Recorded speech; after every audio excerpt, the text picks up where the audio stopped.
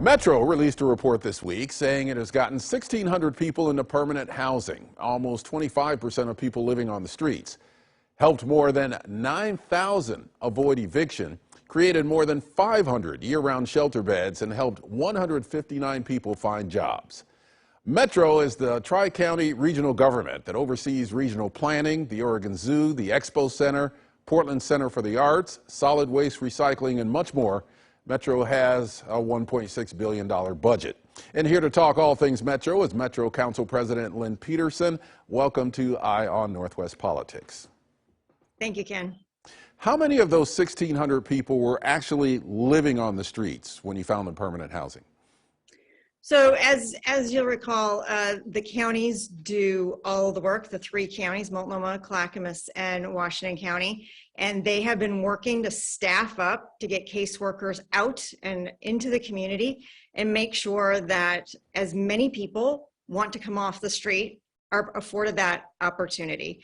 And you know, what I would say is that the vast majority of them are coming off the street or out of living outside and finding a place to rest their head, a safe and stable place. How much of a dent does this make in our overall homeless problem, especially in Portland? Yeah, well, if you'll recall, Ken, the point in time count showed that we had 6,633 homeless individuals, and of that, 3,611 were living on the streets. The rest are what we call, they're invisible. They are living, they're couch surfing.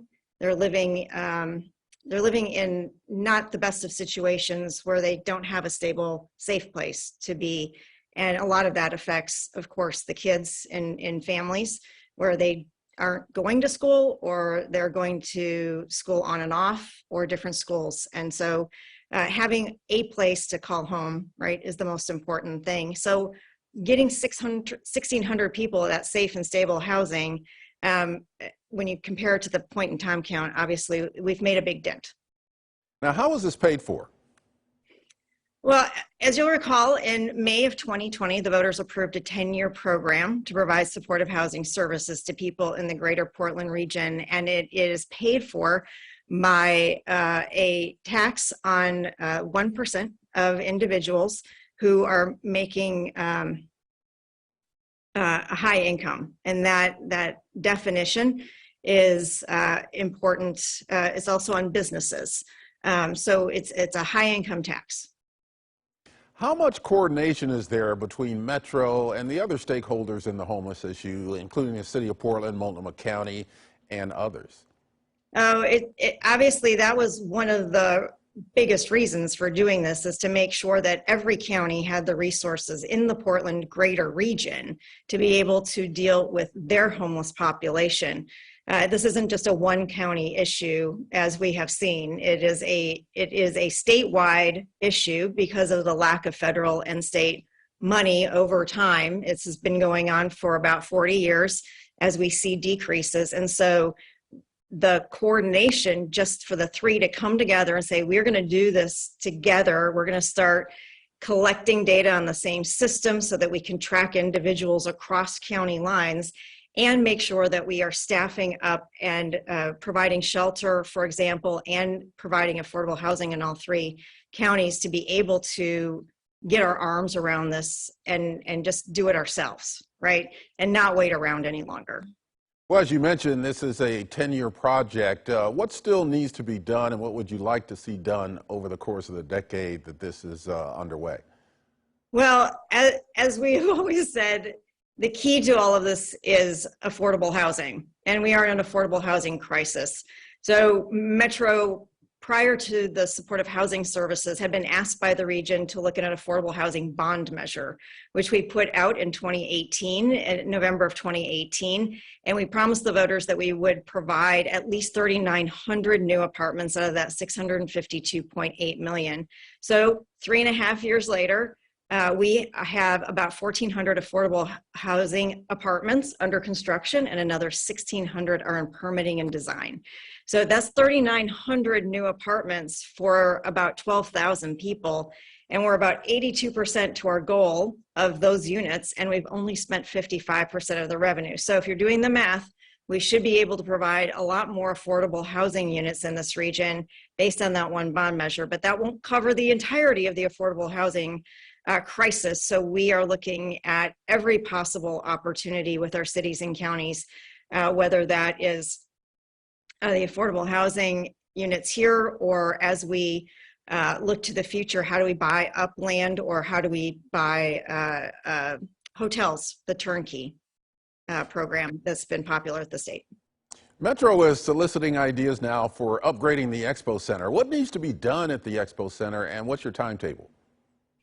Yeah, well, we've got till about mid-October that we're asked for ideas, creative ideas to maximize the benefit of the Portland Expo Center.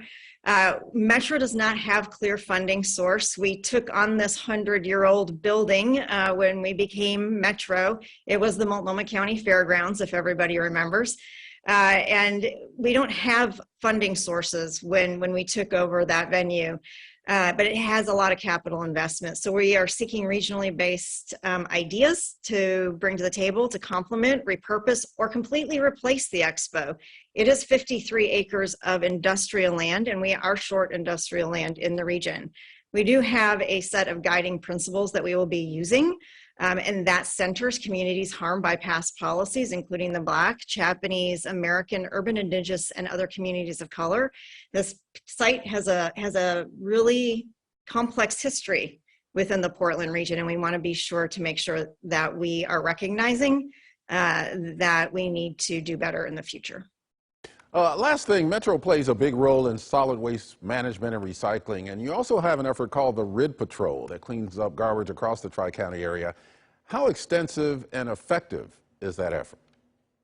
Yeah, so as everybody else, during lockdown in the first days of the pandemic, we had to shut down our RID Patrol because we were using incarcerated labor, and they weren't allowed out. So we re-envisioned that program, and we're able to grow it into a much larger program that was a workforce development program. So we now have more RID Patrol crews out a year later than we had pre the pandemic. And we used to take almost a month for a reported site to get cleaned up, and now we're down to 4 days. In the last 6 months, Ken, I've been out working with these folks.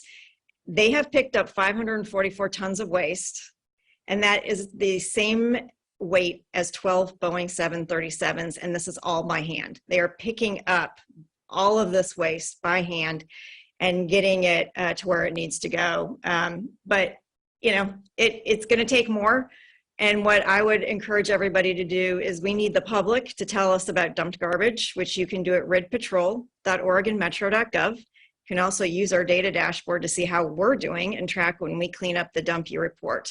So we're being as transparent as we can about how we're doing our part to keep our region clean, and I'm proud of the work that those crews are doing. Lynn Peterson, thank you for joining me on Eye on Northwest Politics. Thank you, Ken.